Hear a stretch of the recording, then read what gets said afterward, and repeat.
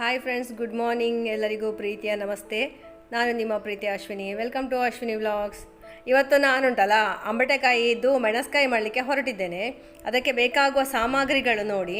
ಇದಕ್ಕೆ ನಮಗೆ ಮುಖ್ಯವಾಗಿ ಬೇಕಾಗಿರೋದು ಅಂಬಟೆಕಾಯಿ, ಮತ್ತು ಇದು ಕರಿ ಎಳ್ಳು, ಮತ್ತು ಕೊತ್ತಂಬರಿ ಬೀಜ, ಮೆಂತೆ, ಈ ಕಡಲೆಬೇಳೆ, ಇದು ಉದ್ದಿನಬೇಳೆ, ಮತ್ತು ನಮಗೆ ಖಾರಕ್ಕೆ ಸರಿಯಾಗಿ ಮೆಣಸು, ಮತ್ತು ಎಷ್ಟು ಬೇಕೋ ಅಷ್ಟು ಕ್ವಾಂಟಿಟಿಗೆ ಸರಿಯಾಗಿ ತೆಂಗಿನಕಾಯಿ, ಹಾಗೆ ಉಪ್ಪು, ಹುಳಿ, ಬೆಲ್ಲ ಮೇಯ್ನ್ ಹಾಕಬೇಕು ನಾವು. ಮತ್ತು ಹುಳಿ ನಾವು ಅಂಬಟೆಕಾಯಿಯ ಮೇಲೆ ಡಿಪೆಂಡ್, ಅಂಬಟೆಕಾಯಿ ಎಷ್ಟು ಹುಳಿ ಉಂಟು ಹಾಗೆ. ಈ ಅಂಬಟೆಕಾಯಿಯನ್ನು ನಾನಿವತ್ತು ಗುದ್ದಿ ಮಾಡೋದು. ಇದು ಅಂದರೆ ಬೆಳೆದಿದೆ ನೋಡಿ, ಆದ ಕಾರಣ ಇದನ್ನು ಗುದ್ದಿ ಮಾಡುವಂತಹ ಮೆಣಸ್ಕಾಯಿ ಇದು ತುಂಬ ರುಚಿಯಾಗಿರ್ತದೆ. ಹೇಗೆ ಮಾಡೋದು ಅಂತ ನಾವು ನೋಡುವ.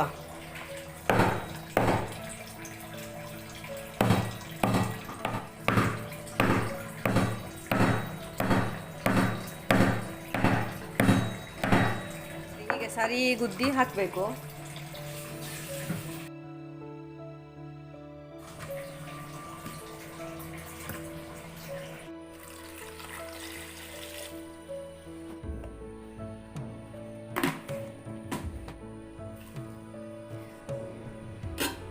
ಇನ್ನು ನಾನು ಆಗ ತೋರಿಸಿದೆ ಅಲ್ಲ ಮಸಾಲೆಗಳೆಲ್ಲ, ಅದನ್ನೆಲ್ಲ ಹುರಿಬೇಕಾಯ್ತಾ. ಎಳ್ಳು, ಕೊತ್ತಂಬರಿ ಮತ್ತೆಲ್ಲ ಏನೆಲ್ಲ ತೋರಿಸಿದೆ ನೋಡಿ, ಅದನ್ನೆಲ್ಲ ಹದ ಉರಿಯಲ್ಲಿ ನಾವು ಚಂದ ಹುರಿಬೇಕು. ಈ ಮೆಣಸ್ಕಾಯಿ ಅಂತ ಹೇಳಿದರೆ ಅದರಲ್ಲಿ ಉಪ್ಪು, ಹುಳಿ, ಖಾರ, ಸಿಹಿ ಇದೆಲ್ಲ ಟಾಪ್ ಲೆವೆಲಲ್ಲಿರ್ತದೆ. ಯಾವುದೇ ಒಂದು ಕಡಿಮೆ ಆದರೆ ಸಹ ಅದಕ್ಕೆ ರುಚಿ ಬರುವುದಿಲ್ಲ. ಮತ್ತು ತುಂಬ ಮಂದ ಇರಬೇಕದು, ನೀರು ಕೂಡ ಆಗಬಾರ್ದು, ದಪ್ಪ ಸಾಗಬಾರ್ದು. ಸ್ವಲ್ಪ ಎಣ್ಣೆಯಾಗಿ ಗ್ರೇವಿ ಆಗಿದ್ದರೆ ಭಾರಿ ಟೇಸ್ಟ್ ಆಗ್ತದೆ. ಅದು ದಿವಸ ಹೋದಾಗ ಅದಕ್ಕೆ ಟೇಸ್ಟ್ ಕೂಡ ಜಾಸ್ತಿ ಆಗೋದು ಅಂತಂದರೆ ಕುದಿಸಿದ ಹಾಗೆ ಉಂಟಲ್ಲ, ಭಾರಿ ಖುಷಿಯಾಗೋದು. ನಾವು ಮೆಣಸ್ಕಾಯಿಗೆ ಹೆಚ್ಚಾಗಿ ಉಂಟಲ್ಲ ಮಾವಿನಕಾಯಿ ಮತ್ತು ಅಂಬಟೆಕಾಯಿ ಅಂದರೆ ಹುಳಿ ಇರುವಂತಹದನ್ನು ಯೂಸ್ ಮಾಡ್ತೇವೆ. ಪೈನಾಪಲ್ ಹಾಕ್ತೇವೆ, ಹಾಗೆ ಇದು ಹಾಗಲಕಾಯಿಯನ್ನು ಹಾಕಿ ಮಾಡ್ತೇವೆ. ಕೆಲವು ಕಡೆ ನೋಡಿದ್ದೇನೆ ನಾನು, ಆರೆಂಜ್ ಇದೆ ಅಲ್ಲ, ಆರೆಂಜ್ ಕೂಡ ಮೆಣಸ್ಕಾಯಲ್ಲಿ ಉಪಯೋಗ ಮಾಡಿದ್ದನ್ನು ನೋಡಿದ್ದೇನೆ. ಭಾರಿ ಒಳ್ಳೆದಿರ್ತದೆ ಅದು ಸಹ.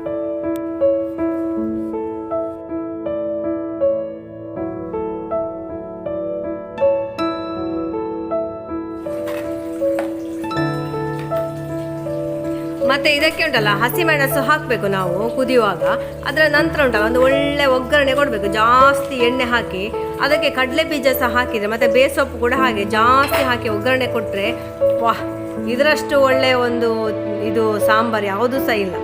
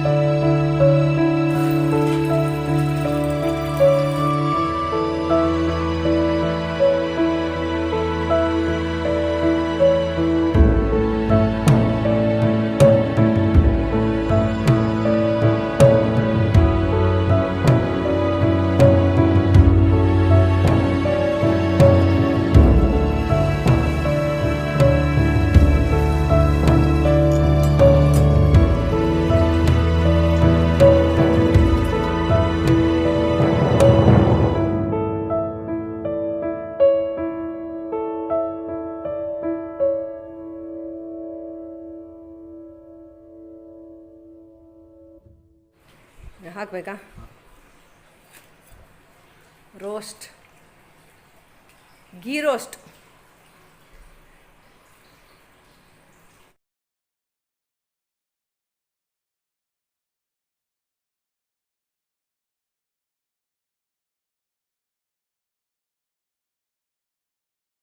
ಉಡುಪಿ ಶೈಲಿಯ ಮೆಣಸ್ಕಾಯಿ ಇದು. ನೆಲಕಡಲೆ ಒಗ್ಗರಣೆ ಎಲ್ಲ ಹಾಕಿ ಇದರ ಟೇಸ್ಟ್ ನಾನೀಗ ಹೇಗುಂಟು ಅಂತ ಹೇಳ್ತೇನೆ.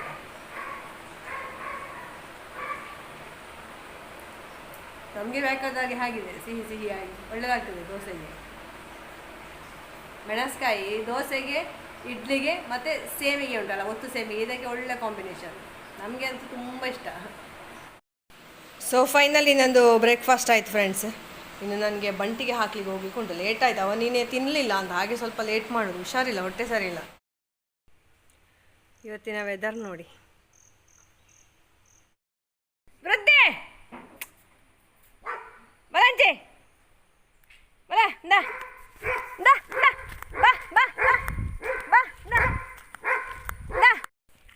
ಇವಳ ಅವಸ್ಥೆ ನೋಡಿ, ಹಗ್ಗ ಎಲ್ಲ ಬಿಚ್ಚಿಕೊಂಡು ಹೋಗುದಂತೆ ಸೀದಾ. ಅಲ್ಲ ಪರಂದು ಕೊಡ್ಬೇವಲ್ಲ, ಸ್ಟ್ರೈಕ್ ಎಂಜಿನೇನು ಇವಳ ದೇಸಾಯಲ್ಲಿ ನನಗೆ ಸಾಕಾಯಿತು ಮಾರೆ.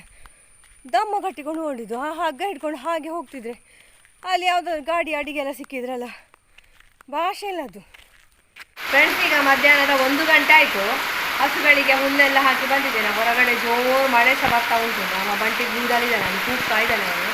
ಈಗ ಮಧ್ಯಾಹ್ನಕ್ಕೆ ನಂದು ಸಾಂಬಾರೆಲ್ಲ ರೆಡಿಯಾಗಿದೆ. ಮತ್ತು ಇನ್ನೊಂದು ನೆಲ್ಲಿಕಾಯಿದು ಇದು ನೆಲನೆಲ್ಲಿ ಪಶಿಂಗಿ ಮಾಡುವ ಅಂತ ತಂದಿದ್ದೇನೆ. ಅದು ಮಾಡಲಿಲ್ಲ ಇನ್ನೂ ಸಹ. ಇನ್ನು ಅನ್ನಕ್ಕೆ ಇಡಬೇಕಷ್ಟೇ. ನನ್ನ ಹಸ್ಬೆಂಡ್ ಬೆಳ್ಳಾರಿಗೆ ಹೋಗಿದ್ದಾರೆ. ಈಗ ಮಗನ ಹತ್ರ ಫಸ್ಟಿಗೆ ಕೇಳಿದ್ರು ಊಟ ಮಾಡ್ತಾನ ಅಂತ. ಊಟ ಮಾಡ್ತಾನೆ ಅಂದರೆ ಈಗ ಹೋಗಿ ಅನ್ನಕ್ಕೆ ಇಡ್ತೇನೆ. ಇಲ್ಲದಿದ್ರೆ ಇಡುವುದಿಲ್ಲ. ಮತ್ತೆ ಉಂಟಲ್ಲ ಸಂಜೆ ನನಗೆ ಎಲ್ಲರೂ ಸಹ ಬೈಯುವುದು, ಎಂಥದಕ್ಕೆ ಅನ್ನ ಇಟ್ಟದು, ಎಷ್ಟು ವೇಸ್ಟ್ ಮಾಡೋದು. ಹಾಗೆ ಅವರ ಹತ್ರ ಕೇಳಿಯೇ ನಾನು ಇಡುದು. ಮೆಣಸ್ಕಾಯಿ ಹೇಗೆ ಉಂಟು, ಅನ್ನ ಬೇಯಲಿಕ್ಕೆ ಒಂದು 20 ನಿಮಿಷ ಅಲ್ಲ, 3 ಜನಕ್ಕೆ ಎಷ್ಟು ಬೇಕು ಅನ್ನ. ಹಾಗೆ ಈಗ ಅವರ ಹತ್ರ ಸಹ ಕೇಳಿ, ಈಗ ಮಧ್ಯಾಹ್ನ ಊಟಕ್ಕೆ ಬರ್ತಾರಂತ ಕೇಳಿ, ಈಗ ಊಟ ಮಾಡ್ತಾನಂತ ಕೇಳಿ ನಾನು ಅನ್ನ ಇಡುದು. ಹಾಗೆ ನಿಮಗೆ ಹೆಚ್ಚಾಗಿ ನನ್ನ ವೀಡಿಯೋದಲ್ಲಿ ಉಂಟಲ್ಲ, ಈ ಮಧ್ಯಾಹ್ನದ ಸೀನೆಲ್ಲ ನೋಡಲಿಕ್ಕೆ ಸಿಗುತ್ತಿಲ್ಲ. ಅಂದರೆ ಊಟ ಮಾಡುವವರೇ ಇಲ್ಲ ಅಂತ. ಬೆಳಿಗ್ಗೆ ತಿನ್ನುವಾಗಲೇ ಲೇಟ್ ಆಗ್ತದಲ್ಲ, ಹಾಗಾಗಿ. ಮತ್ತು ರಾತ್ರಿದು ಹಾಗೆ ಹೀಗೆ ಅಂತ ಆಗುವಾಗ ಅದು ಸಹ ಹಾಗೆ. ಮಗಳಿರುವಾಗ ಅವಳಿಗೆ ಏನಾದರೂ ಸ್ನ್ಯಾಕ್ಸ್ ಮಾಡೋದು ಅಂದರೆ ಇಷ್ಟ. ಅವಳು ಅದನ್ನು ಮಾಡಿದರೆ ಮತ್ತೆ ಪುನಃ ರಾತ್ರಿ ಸಹ ಊಟ ಇಲ್ಲ. ಹಾಗೆ ಹೆಚ್ಚಾಗಿ ನಮ್ಮದು ಬೆಳಿಗ್ಗಿನ ಊಟ, ಬೆಳಿಗ್ಗೆ ಇದರಲ್ಲೇ ಹೊಟ್ಟೆ ಗಟ್ಟಿಯಾಗುವ ಕ್ರಮ ನಮ್ಮ ಮನೆಯಲ್ಲಿ. ಅದೆಂತ ಗೊತ್ತಿಲ್ಲ. ಫ್ರೆಂಡ್ಸ್, ಇವತ್ತು ನಿಮಗೆ ನಮ್ಮ ಮನೆಯದೊಂದು ದೊಡ್ಡ ಕಳ್ಳಿಯನ್ನು ತೋರಿಸ್ತೇನೆ ಆಯಿತಾ. ಭಾರಿ ಜೋರಿದ್ದಾರೆ ಈ ಕಳ್ಳಿ. ಹಾಂ, ನಮಗೆಲ್ಲ ಹೇಗೆ ಒಂದು ಎಂತ ಕಣ್ಣಿಗೆ ಮಣ್ಣೆರೆಸ್ತಾಳೆ ಅಂತೆಲ್ಲ ನೋಡಿ ತೋರಿಸ್ತೇನೆ. ಮೇಯ್ಲಿಕ್ಕೆ ಅಂತ ಎಲ್ಲಿಗೆಲ್ಲ ಹೋಗಿ ಬಂದು ಇಲ್ಲಿ ನೋಡಿ. ಈಗ ನೋಡಿ ಅವಸ್ಥೆ ನೋಡಿ, ಹುಲ್ಲು ಮೇಯುವುದು ಇಲ್ಲಿ. ಪೈ ಪೈ ನೋಡಿ ನಮ್ಮ ಮನೆಯ ದೊಡ್ಡ ಕಳ್ಳಿ.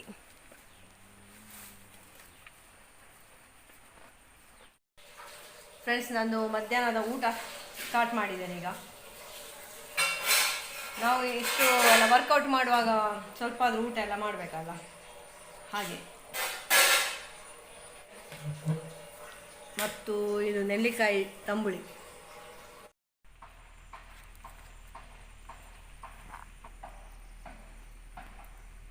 ಕೊಟ್ಟರು. ಫ್ರೆಂಡ್ಸ್, ಇದೆಂತ ಗೊತ್ತುಂಟ, ಲಂಪಿ ಸ್ಕಿನ್ನಿಗೆ ಹೇಳಿ ಇಲ್ಲಿ ಒಬ್ಬರು ಮದ್ದು ಕೊಡ್ತಾರೆ.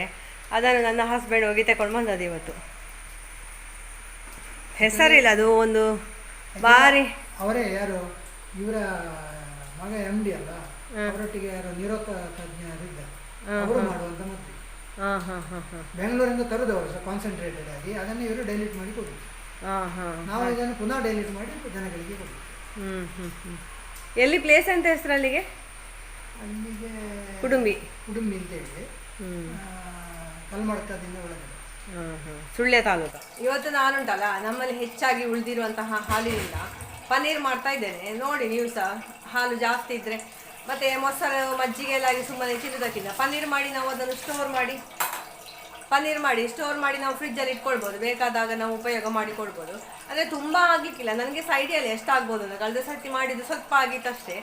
ನೋಡುವ ಟೇಸ್ಟಿಗೆ ತಕ್ಕ. ಮಾತ್ರ ಲಾಸ್ಟ್ ಇಯರ್ ನಾನು ಮಾಡಿದ್ದೆ, ತುಂಬ ಅಂದರೆ ತುಂಬ ಟೇಸ್ಟ್ ಇದ್ರು ಹೊರಗಿನ ಪನ್ನೀರ್ಗಿಂತ ಕೂಡ. ಸೊ ನೀವು ಸಹ ನೋಡಿ ಹೇಗೆ ಮಾಡೋದು ಅಂತ ಹೇಳಿ. ಇದಕ್ಕೆ ಎಂತ ಹೇಳಿದರೆ, ಹಾಲನ್ನು ಕುದಿಸಿ, ಅದೇ ಬಂಟಿ ಹಾಲನ್ನು ಕುದಿತಾ ಇರುವಾಗಲೇ ಅದಕ್ಕೆ ಲಿಂಬೆ ಹುಳಿ ಹಿಂಡಬೇಕು. ಅದು ಹಾಲು ಒಡೆಯುವವರೆಗೆ ಲಿಂಬೆ ಹುಳಿ ಹಿಂಡಬೇಕು. ಅಂದರೆ 1 ಸಾಗಿರ್ಬೋದು, 2 ಸಾಗಿರ್ಬೋದು, ನೋಡಿಕೊಂಡು ಇದು ಮಾಡಿ. ಅದು ಫುಲ್ ತಣಿದ ಮೇಲೆ ಅದನ್ನು ಒಂದು ಯಾವುದರಿಂದ ಬಟ್ಟೆಯಿಂದ ಎಲ್ಲ ಸೋಸಿ ಸರಿ ಗಟ್ಟಿ ಕಟ್ಟಿ ಇಡಬೇಕು. ನಾಳೆ ಬೆಳಿಗ್ಗೆ ಆಗುವಾಗ ಅದು ಗಟ್ಟಿಯಾಗಿರ್ತದೆ, ಫುಲ್ಲು ನೀರೆಲ್ಲ ಇಳಿದು ಒಳ್ಳೆ ಗಟ್ಟಿಯಾಗಿರ್ತದೆ. ಅದು ನೋಡುವ ಮತ್ತೆ ಹೇಗೆ ಅಂತ ಹೇಳಿ. ಇದು ಈಗ ಉಂಟಲ್ಲ, 2-3 ದಿವಸದ ಹಾಲು ಒಟ್ಟಿಗೆ ಇದ್ದದನ್ನೆಲ್ಲ ನಾನು ಕುದಿಸಿ ಇಡ್ತಾ ಇದ್ದೇನೆ. ಸ್ವಲ್ಪ ಮೊಸರಿಗೆ ತಕ್ಕ ಮಾತ್ರ ಇವತ್ತು ತೆಗೆದಿಟ್ಟಿದ್ದೇನೆ. ಇದಕ್ಕೆ ನೋಡಿ ಅರ್ಧ ಲಿಂಬೆ ಹುಳಿ ಹಾಕ್ತೇನೆ.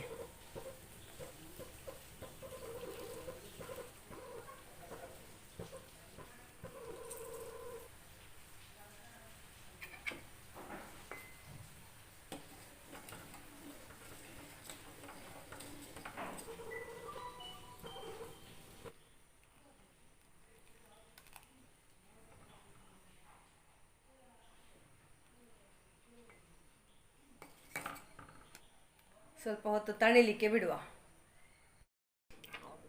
ಈಗ ನೋಡಿ ಇದರಲ್ಲಿ ಹಾಲು ಬೇರೆ ನೀರು ಬೇರೆ ಆಗಿದೆಲ್ಲ. ಇನ್ನಿದು ತಣಿದ ಮೇಲೆ ಇದನ್ನು ನಾವು ಸೋಸುವುದು ನೋಡಿ. ಒಟ್ಟು 3 ಲಿಂಬೆ ಹುಳಿ ಹಾಕಿದೆ ಆಯಿತಾ ಇಷ್ಟು ಹಾಲಿಗೆ ನಾನು.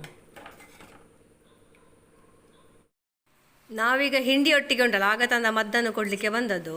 ಇವರದೆಲ್ಲ ಮುಖ ಎಲ್ಲ ನೋಡಿ ಅಂತ ಹೇಗೆ ಅಂತ.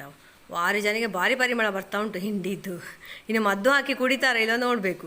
ನೋಡಿ ವೃದ್ಧಿದ್ದು ಕುಡ್ದಾಯ್ತು. ಆಗ್ತದ್ರೆ ಹೇಳು ನೋಡಿ ಒಳ್ಸ ಕುಡ್ದು. ಇದಕ್ಕೆ ಉಪ್ಪು ಹಾಕಬಾರ್ದಂತೆ, ಹಿಂಡಿ ಹಾಕ್ಬೋದಂತೆ.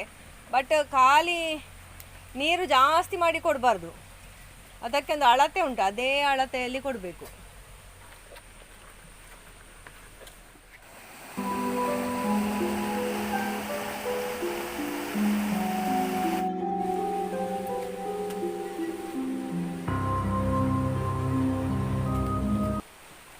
ನೀಲಿ ಬಣ್ಣದ ಕರು ನಮ್ದು.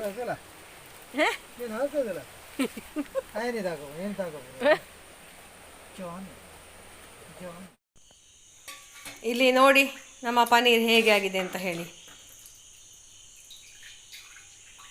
ಇನ್ನಿದನ್ನು ಸೋಸಬೇಕು ಬಟ್ಟೆಯಲ್ಲಿಯೋ ಅಥವಾ ಯಾವುದಾದ್ರೂ ಒಂದು ಅರಿಪೆಯಲ್ಲಿಯೋ ಹಾಕಿ. ಎಷ್ಟು 45 ಮಿನಿಟ್ಸ್ ಇದು ಇಂಡೋರ್ ವರ್ಕೌಟ್ ಆಯಿತು. ಅದೆಂತ ಹೇಳಿದರೆ 3 ಮೈಲ್ಸ್ ವಾಕ್ ಮಾಡಿದ ಹಾಗೆ, ವಾಕ್ ವಿತ್ ಸಮ್ ಸ್ಟ್ರೆಚಿಂಗ್ ಮತ್ತು ಎಕ್ಸಸೈಸ್ ಎಲ್ಲ. ಸೊ ನೋಡಿ ಫುಲ್ ಹೇಗೆ ಬೆವರಿದೆ ನೋಡಿ. ನೋಡಿ ಪನೀರನ್ನು ನಾನು ಹೀಗೆ ಮಾಡಿಟ್ಟಿದ್ದೇನೆ. ಇದನ್ನು 2-3 ಸತಿ ನೀರಲ್ಲಿ ತೊಳೆದಿದ್ದೇನೆ, ಲಿಂಬೆ ಹುಳಿದ್ದೆಲ್ಲ ಸ್ಮೆಲ್ಲೆಲ್ಲ ಹೋಗಬೇಕು ಅಂತ ಹೇಳಿ. ಅಷ್ಟು ಹಾಲಲ್ಲಿ ನೋಡಿ ಇಷ್ಟು ನೀರಿನ ಅಂಶ ಇತ್ತು. ಇನ್ನು ಇಲ್ಲಿ ಹಾಲಿಗೆ ಹೆಪ್ಪು ಹಾಕಲಿಕ್ಕೆಲ್ಲ ರೆಡಿ ಉಂಟು, ಮಜ್ಜಿಗೆ ಎಲ್ಲ. ಈ ಮಜ್ಜಿಗೆ ಸೀನು ನಾಳೆ ಗಿಡಗಳಿಗೆಲ್ಲ ಹಾಕಬೇಕಷ್ಟೆ. ಇದು ನೋಡಿ 2-3 ದಿವಸದ್ದು. ಹತ್ತಿ ಯೋಗದ 9ನೇ ಶ್ಲೋಕದಿಂದ ಇವತ್ತು ನನಗೆ ಬರೀಲಿಕ್ಕಿರೋದು. ಅದರದ್ದು ಮೀನಿಂಗ್ ಎಂತ ಅಂತ ನಿಮ್ಮೊಟ್ಟಿಗೆ ಶೇರ್ ಮಾಡ್ತೇನೆ ಆಯಿತಾ. 9ನೇ ಶ್ಲೋಕದಲ್ಲಿ ಶ್ರೀಕೃಷ್ಣ ದೇವರು ಅರ್ಜುನನಿಗೆ ಹೇಳ್ತಾರೆ, ಧನಂಜಯ, ನಿಶ್ಚಲವಾಗಿ ನಿನಗೆ ನನ್ನಲ್ಲಿ ಮನಸ್ಸನ್ನು ನೆಲೆಗೊಳಿಸಲು ಸಾಧ್ಯವಾಗದಿದ್ದರೆ ಭಕ್ತಿಯೋಗದ ನಿಯಂತ್ರಕ ತತ್ವಗಳನ್ನು ಅನುಸರಿಸಲು ಪ್ರಯತ್ನಿಸು. ಹೀಗೆ ನನ್ನನ್ನು ಸೇರುವ ಬಯಕೆಯನ್ನು ಬೆಳೆಸಿಕೊ. ನಂತರ 10ನೇ ಶ್ಲೋಕದಲ್ಲಿ ಹೇಳ್ತಾರೆ, ಭಕ್ತಿಯೋಗದ ನಿಯಮಗಳನ್ನು ನಿನಗೆ ಅನುಸರಿಸಲು ಸಾಧ್ಯವಾಗದಿದ್ದರೆ ನನಗಾಗಿ ಕಾರ್ಯಗಳನ್ನು ನೀನು ಮಾಡು ಅಂತ. ಅಂದರೆ ದೇವರಿಗೆ ಪ್ರೀತಿಯರ್ಥವಾಗುವಂತಹ ಕಾರ್ಯಗಳೇನಿದೆ, ಸೇವೆಗಳು ಏನಿದೆ, ಅದನ್ನು ನಾವು ಮಾಡುವುದರಿಂದ ಕೂಡ ದೇವರಲ್ಲಿ ನಾವು ಮನಸ್ಸನ್ನು ತೊಡಗಿಸಿಕೊಳ್ಬಹುದು. ಹಾಗಾಗಿ ಕೆಲಸಗಳನ್ನು ಮಾಡುವುದರಿಂದಲೂ ನೀನು ಪರಿಪೂರ್ಣ ಸ್ಥಿತಿಗೆ ಬರುವೆ ಅಂತ ದೇವರು ಹೇಳುದು. ಹಾಗೆ ಇವತ್ತಿನ ವ್ಲಾಗ್ ನಮ್ಮ ಭಗವದ್ಗೀತೆಯ 9ನೇ ಮತ್ತು 10ನೇ ಶ್ಲೋಕದ ಅರ್ಥವನ್ನು ಹೇಳಿಕೊಂಡು ಮುಗಿಸ್ತಾ ಇದ್ದೇನೆ. ನಿಮಗೆ ಇದು ಇಷ್ಟ ಆಗಿದ್ದರೆ ಪ್ಲೀಸ್ ಲೈಕ್ ಮಾಡಿ, ಶೇರ್ ಮಾಡಿ, ಹಾಗೆ ಕಾಮೆಂಟ್ ಮಾಡಿ. ಫಸ್ಟ್ ಟೈಮ್ ನೋಡುವವರಾಗಿದ್ದರೆ ಸಬ್ಸ್ಕ್ರೈಬ್ ಮಾಡಿ. ಹಾಗೆ ಅಲ್ಲಿ ಪಕ್ಕದಲ್ಲಿರುವಂತಹ ಬೆಲ್ ಐಕನ್ ಒತ್ತಿದರೆ ನಾನು ವಿಡಿಯೋ ಅಪ್ಲೋಡ್ ಮಾಡಿದ ಕೂಡಲೇ ನಿಮಗೆ ನೋಟಿಫಿಕೇಷನ್ ಕೂಡ ಬರ್ತದೆ. So thank you for watching. Take care. Good night.